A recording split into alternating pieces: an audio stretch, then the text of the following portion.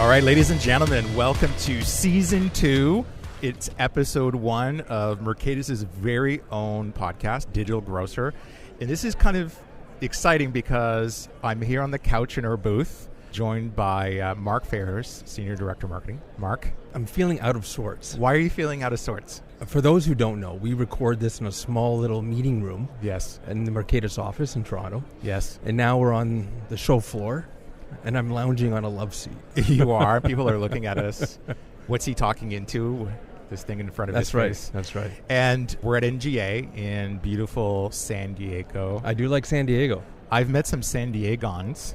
Yeah, I'm pretty sure that's what they're called. I think there was a scene in Anchorman about Anchorman. We have not seen Ron Burgundy. No, unfortunately. Unfortunately. And this is the beginning of Season 2, so we thought it'd be apropos to kind of do it straight from the trade show floor, which is something that you and I have talked about doing, but we just never had the chance. Well, we were thinking about doing it from NRF, but it's a bit challenging to kind of lug a bunch of gear around and microphones and try and go through U.S. customs and security and all this stuff, right? I'm quite impressed with how miniaturized the setup is now here. It's not like what we have in the office, right? It's a little bit more compact, which is great. So I'm hoping the audio quality is going to be amazing. Mm-hmm.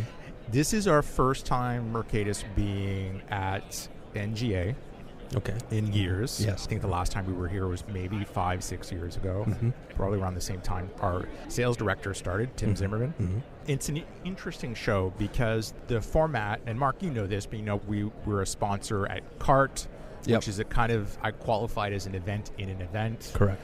Which was great. We had some of our customers up on stage. That was fantastic. Which was, Ron Bonacci from Weiss Market. That's right. John Deanna from Grocers. Yeah. I mean, they professed about Mercatus and what we do for them. Right. And it's kind of cool when you hear it from the customer's perspective. It's entirely different. And I would say that Grocers and Weiss, in the context of NGA, are fairly larger or the largest retailers likely attending.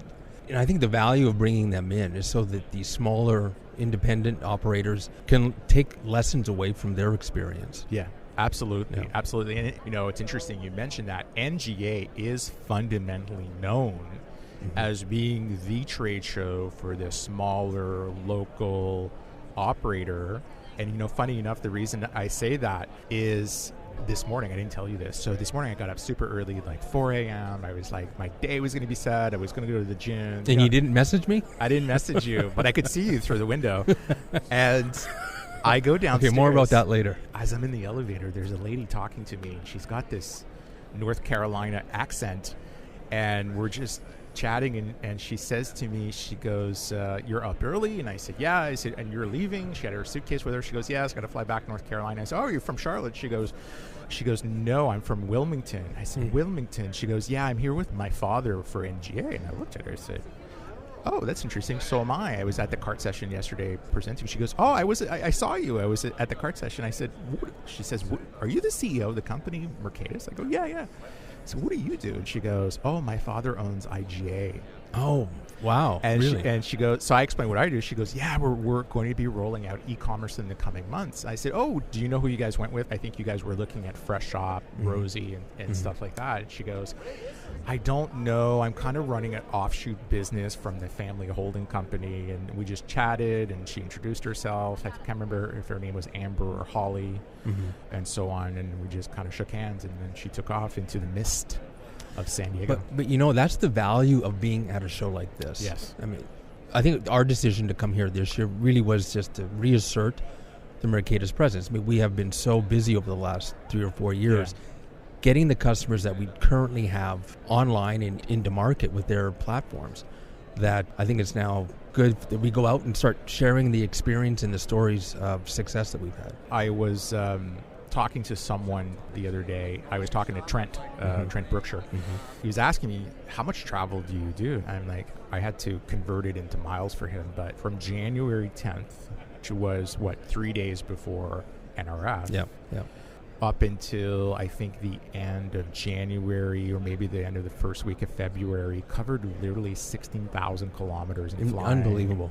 coast to coast, right? Twice, 3 times. Yeah. It's crazy, and it's shaping up to be the exact same thing, because once we're done here at NGA, I'm meeting up with Frank Laudadio, or VP of Client Success, and Andrew Chang, business partner, and they're going to fly into San Diego, and then we're going to drive up to Las Vegas. Yep. We're going into Shop Talk. Yep. We're having, I think, 20 one-on-one meetings. 20 one-on-one. We got Yep. flooded with 56 requests, I think. Yep. And Yep. so we had to kind of pare it back and, Yep. and more focus on our target market, where we're getting a lot of interest from outside of grocery. You know, and grocery is our sweet spot. It's what we built the business on. It's what we focused. You know, I love NGA because it's such a scrappy trade show. And I say that in the nicest way, because there's everything here an independent could want. It could be this beautiful wall of cheese that we have in front of our booth, and I hope that's fake cheese. Literally, this is like 20 feet tall. It's 20 feet tall. And 20 feet wide. I may scale it. I may lick the wall. This cannot be transferred anywhere else, this wall, to be used for something else. So it's not one of those types of walls. And yeah, it's scrappy in the sense you have food retailers, you have NCRs here, ECRS is here. There is a Halloween costume pavilion. There is? Yes. That's amazing. We haven't gone there yet. We haven't. No. And that's pretty cool. So we have all those things. And so Shipt is here. Mm-hmm. I bumped into Our partnership. Yeah, our partners in crime are here. Yes, yeah. And then I bumped into Inmar. I bumped into WorldPay. This happened in a space of 10 minutes, just looking for a restroom. So I bumped into a bunch of people. So that's why it's really good. I really appreciated the fact that yesterday we were able to attend and speak alongside some of our customers at the CART event. And there is something that was called out early in the presentation by Gary Hawkins, who's got a really good book out. It was launched here at the show, right? Yep. And I think the title is The Age of iRetail. Correct. Which is, it's available on Amazon. You know, Gary early in the presentation, and his son Sterling went up and kind of talked about how we're really on the precipice of some major changes and exponential changes within the context of grocery retail. And early on, when we kind of all got into the room before everything kicked off, I was sitting next to Ron Bonacci and I was having conversations with some of the other presenters. And I said, this is the most exciting time to be in this vertical, simply because I'm finding more often than not, and this is a juxtaposition to like 10 years ago, where you would go meet a retailer and they necessarily didn't have the on-site talent to be able to have strong digital marketing conversations, right? Yep. And some of the lingo we use and you've used historically, right, because of your background, is starting to seep into retail. We're now able to have strong technology conversations. Now, we're no longer talking about how nefarious cloud computing is, and everything should be on-prem. You know, there's a general expectation that everything should be in cloud. So that was really refreshing to hear those experts at CART say, hey, rate of change is exponential. Now's the time to adapt. You need to evolve. You need to move forward. Status quo is not an option. Correct. Yep. And you need to giddy up. I found that really refreshing. Mark, I mean, you've been with Mercatus how long now? Almost 2 years. What's the biggest thing when you think out of 2019, 2020, what kind of gets you jazzed? On the market side, I think it's this gradual transformation, business maturity of the vertical that we're selling into. They all recognize that their digital futures are dependent on the experience that they're able to give to their clients, their customers, the shoppers. And they're looking around and they need help, especially in the tier that we play with. They may not have the full extent of the resources necessary to bring a full e-commerce experience to fruition. So they're looking for strong partners. And I think that message is what Mercatus has been about for the last 5-6 years. And I think the message is finally starting to translate in the market. Yeah. And I think that's exciting. Yeah. You know, it's interesting you say that, because it kind of equates a little bit to what John Deanna said yesterday up on stage at the CART event. You have to judiciously pick your partner. Right. And we've been fortunate enough that we are the partner, in fact, to Grocers. And he said you have to pick the right partner that understands how to leverage the technology that you have existing in your own environment, right, as well as bring the expertise to the table to know how to leverage that pre-existing technology and marry it with kind of the secret sauce and kind of everything else, which is really what we do at Mercatus. And that comes from experience. It's have we done everything perfect out of the gate? No. Right. But we know what the bumps are. We know what the pitfalls can be. We bring that experience and that intelligence to future customers, and we provide them that strong guidance. And we're not afraid to say no. Yeah. Yeah. Well, it's interesting. That resonates with me, what you just said, because what I found historically in the past, being the CEO of this company, is that when you're onboarding a retailer, there's a difference between commerce being a strategic initiative versus commerce being a defensive position, right? So offense, defense. So Right. if customers are approaching this from a defensive perspective, a check the box. I think we covered this historically in the past with Brit and Ladd in their first episodes of season 1. At the end of the day, Mercatus is not going to be necessarily the right choice. Right. But if you're taking a strategic approach to wanting to do e-commerce, to generate revenue, positive ROI, and capture basket, right, market share away from your competitors, 100% we're going to be the right fit. What I find, though, is as the market is shifting and there's this clear need to be ready out there and to do things, that rate of patience that retailers have to be able to transform across the entirety of the business, not just vis-a-vis implementing e-commerce, is getting shorter, right? So that's why you have to be, and John said it so eloquently, you have to really spend a good amount of time in understanding that picking a partner is not just picking a partner and connecting a bunch of technology, but it is implementing change management within your own business. Yeah. That's important. Across multiple internal business operations. 100%. Yeah. And even some of the stuff that we're kind of seeing happening in the industry, right? And I'm just going to wax philosophically for a minute here. The big announcement in Ad Age this week, Mark, you posted it internally on our Slack channels. That was Walmart. Sorry. What did I say? Did I say Instacart? No, you said Walmart. I did. Thank you. I thought I had a senior's moment. Alexa, Siri, hey Google. It's like going through all your kids' names, and I don't have kids until you find the right one. But you're kind of like, the big announcement is Walmart ditched WPP. Yep. Pulling in their whole digital ad sales kind of framework in-house. That's right. Likely going to run this out of Bentonville. They may decide to run it out of their office on the West Coast, although I'm not so sure they would do that. Yep. Or they may have an office in Chicago. Who knows? I know that historically Walmart used to use IPG. Specifically, Howard Draft from Draft FCB was involved. I'm not sure if that's still the case. I think Draft historically had been sold to IPG in the years of Phil Geyer, kind of all those guys. But it'll be interesting to see what Walmart does. And I think there is a strong appetite in the case of a lot of retailers going out there to create a form of ad network where I would think their hope is that they can go out and grab above the line media dollars. Right? So above the line has been traditionally TV, radio, and print. Retailers don't see that. All the mass marketing tools. Tools. TV's not so great anymore because everyone's shifting to watching videos on their mobile device and so on. But the digital budgets are evenly split between two conglomerates, Facebook and Google. That's right. So I'm interested to see how Walmart is going to want to pull those things in-house in the context of their trade dollars, and if they'll have enough pull to be able to take it away from the Googles and the Facebooks of the world. Yeah.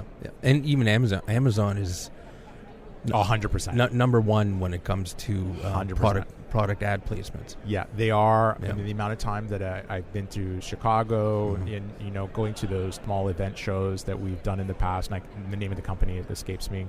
Gary works for them. This is not helping our guests, our listeners right now. Gary who? We don't know Gary. Gary could be the guy that works on the car wash. That's right. But he doesn't work at a car wash. Yeah. He's a former roadie for Van Halen. Yes, he is. Yes, he is. And hopefully he's going to be listening to this. What we've seen is, there is that even split between Google and Facebook. And talking to the kind of the marketing experts that are out there in the world of digital, there's still this quite frank notion of it's not about reach anymore. Right? So this as much as anyone else. It's about targeting. And it's conversion. And conversion, yeah. So how Walmart's going to play this game, and the regional retailers want to get into this, but I don't know if they have enough. And this comes at a time when Walmart announces record e-commerce sales. 43% increase. And so they're marrying the eyeballs they're getting online with now a full-blown in-house media agency. Right. I don't know if they have the wherewithal for that. I guess time will tell. I don't know. I was telling you the story about Walmart TV and how that was just a fiasco. And they had a couple of agencies in Chicago involved. Walmart TV was a big thing in Canada because... And you said this wasn't the first time this has happened. This has been this is like a historical behavior on the part of Walmart. It is, and they would have the Walmart TV set up in Canada. They were trying to do it in the United States. Walmart TV in Canada was a spin-off of, I think maybe it was an acquisition or something out of Shopcast. I really can't remember. Shopcast became 03. Anyways, the big challenge that they had, everyone believed narrowcasting in TVs in retail was kind of going to be a revolution. But again, the fundamental principle is no one had good planogram data. No one had good product data. I cut my teeth in marketing working for a conference producer. Okay. And one of the first properties that we went out with was digital signage in retail. And the number one issue, you had the system integrators and all the hardware people pushing it. This will be the next big wave in in-store engagement. But it comes down to the content. 100%. Right? And if you didn't have the content, all the systems in place, there's going to be no return on it from a consumer perspective. Yeah, on top of that, you mentioned content, but there's also the notion of, in Walmart's case, was the content that was being displayed lining up with the products on the end cap, Correct. Products in the aisle, and that ended up being the demise. The only good, so not the only good, but the retailer that succeeded at this, and this is anecdotally, was Target.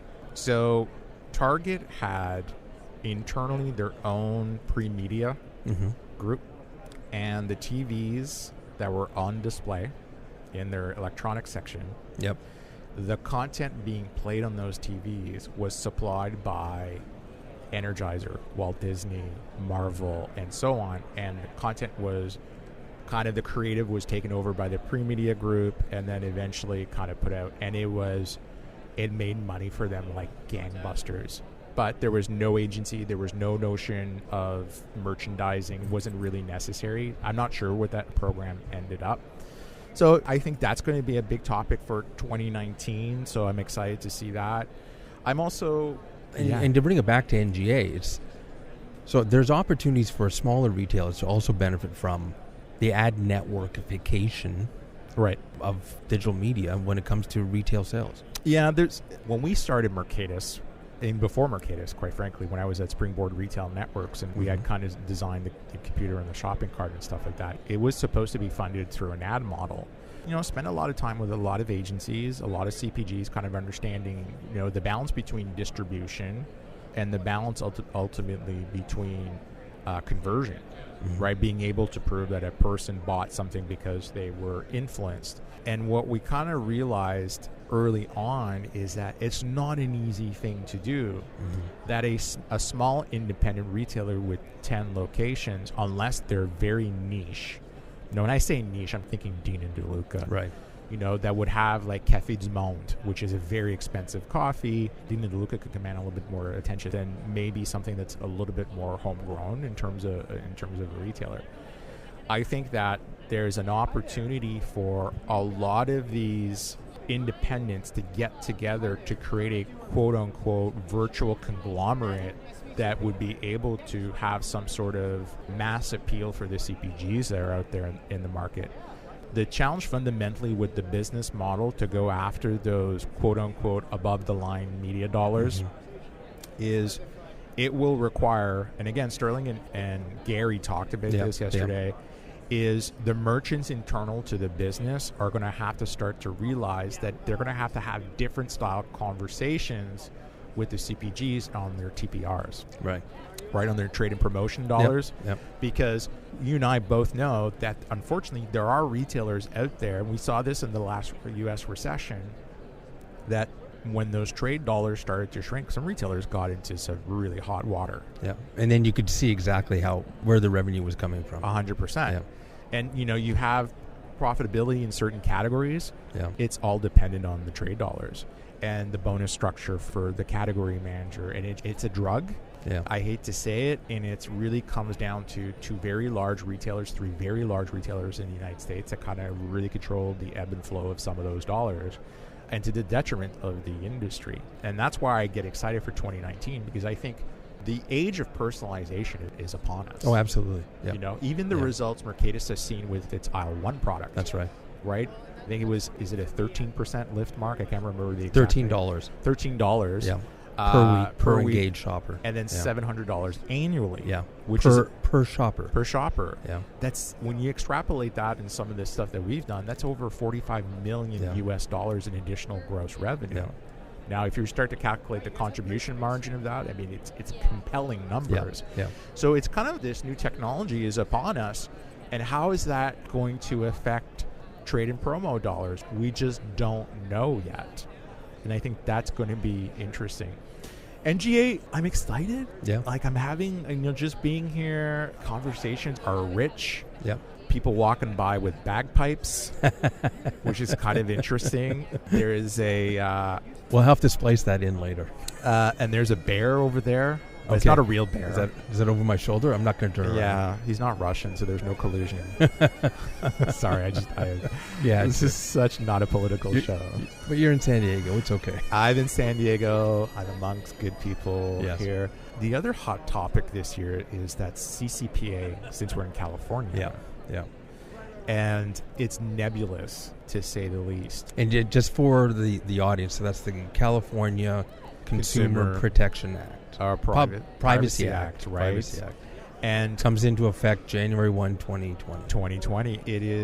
It's not GDPR. No. It has elements that could be interpreted as being similar to GDPR, so the right to delete your data, the right to transport your data, stronger disclosure from the people that are collecting your data and what they're doing with it, which is good. A lot of this is in response to Facebook using, the whole crisis that they had where Mark Zuckerberg had to actually go to Congress and testify.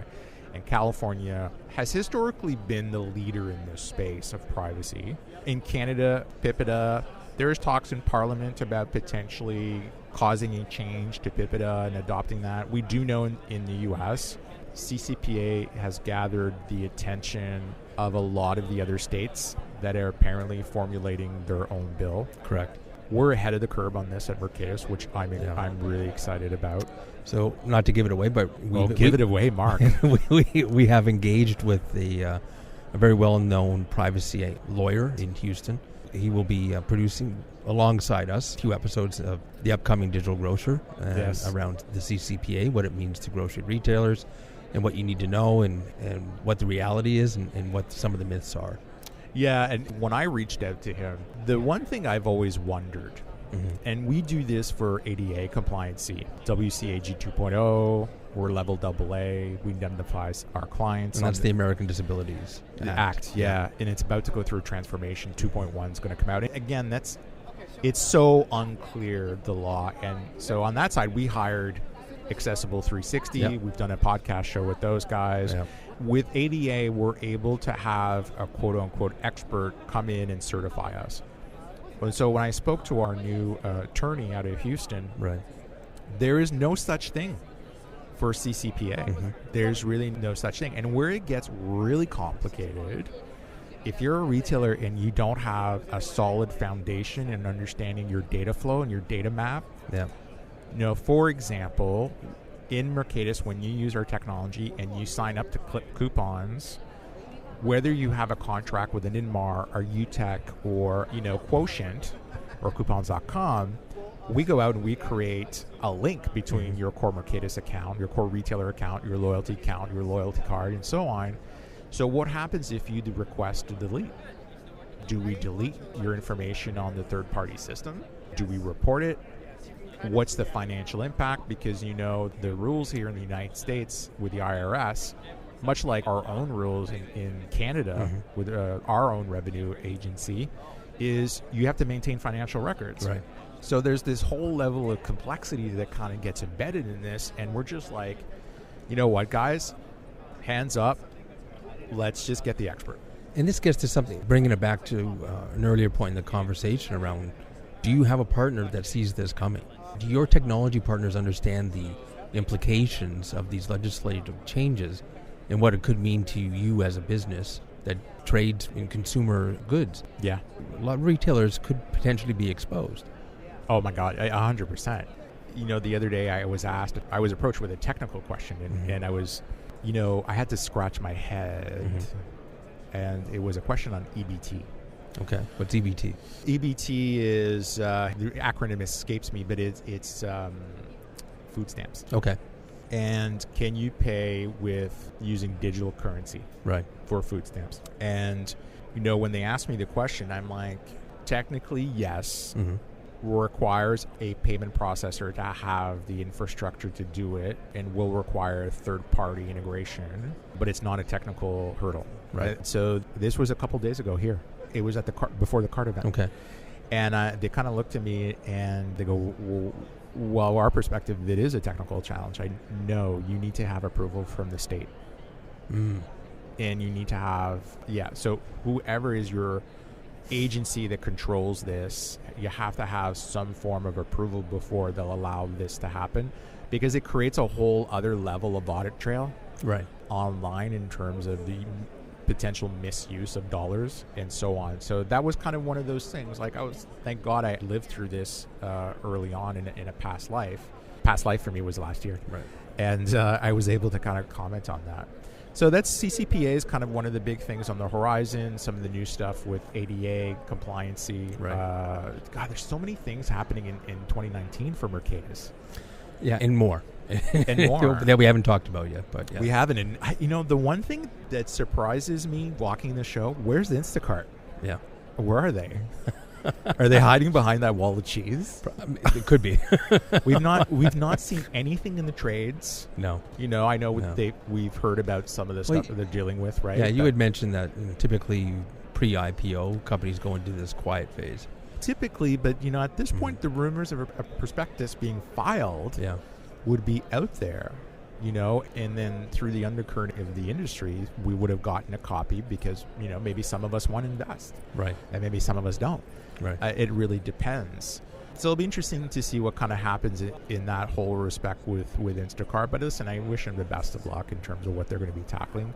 I think we're also going to be announcing very shortly some new partnerships. We have a few press releases coming out, some exciting retailer and partnership announcements. Yeah, so I think that would be really cool. Yeah.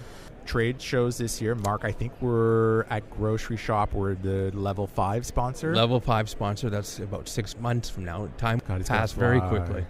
But we're looking forward to making some big announcements there. And noise. And just building on their presence from last year. Yeah. In the meantime, though, you're off to Shop Talk. And off to Shop Talk. May do a show from there. Yeah.